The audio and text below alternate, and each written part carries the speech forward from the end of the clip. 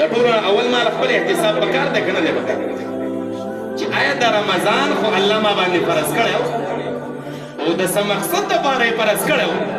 په هغه مقصد کې څو درجې ز کامیاب کړل کچري یم راسي نو بیا خدای الله حمد او شکر ادا کول پکار او کچري نه یم په ما کې ستغیر او تبديل نه راغله بیا په ما باندې جړه پکار ده په ما افسوس او خفګان بیا پکار دی بیا زه د دغه حدیث مصداق یم